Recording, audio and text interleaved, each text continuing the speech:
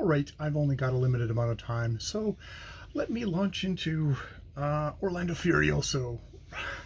Um, you know, I don't think we can call it research. What we can call it is I watched Steve Donahue talk about Orlando Furioso about 3 years ago. And he gave, I think, a good summary, quick summary of the book. The general stuff, not so much into male anxiety. That might be my own thing. Maybe I've got a certain lens that I see things through. So there's that. And I watched Tom and L.A. Books quickly, his introduction yet again of Orlando Furioso. And I think between the two of those do a good job of setting the scene. It's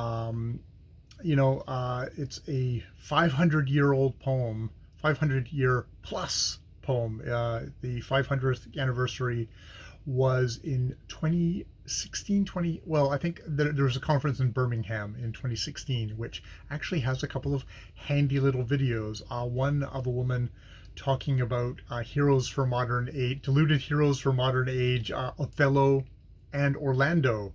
Furioso and Orlando, which it's like, oh, okay, that's actually is a good pairing of a similar thing of madness.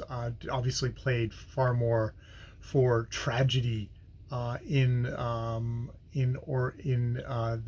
tragic, playing it far more for tragedy in Shakespeare, and though still something of that same thing of the Moorish, probably what was considered Moorish blood, the kind of the racial elements that go through both works. So that was interesting. And Shakespeare coming after Orlando Furioso, and possibly, well, it's something that would be in the air at the very least. I'm not quite sure how much Shakespeare had Orlando Furioso in its mind. I mean, it definitely seems to be one of these. It was a bestseller, so it was on people's poets' minds, creative people's minds. The amount of art, the amount of music that seems to come from Orlando Furioso.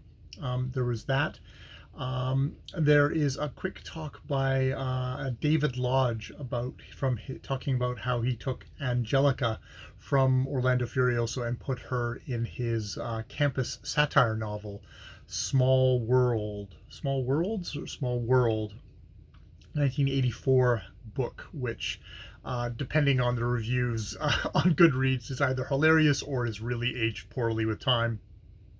I mean, if he's using kind of Chaucer and Ludvigo Aristo as his model, it might sideswipe people as being fairly misogynistic, just because you're using that kind of stuff, and suddenly you're like you are it can come across wrong to people, which isn't to say that it isn't wrong. It depends, I guess, on how it gets filtered and how it gets talked about.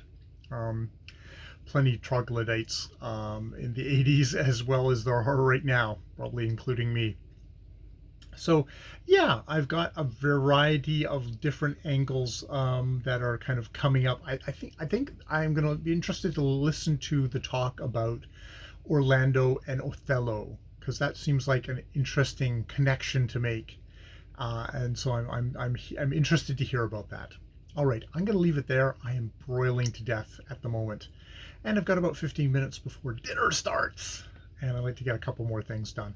All right, I will leave it there for today. More videos later.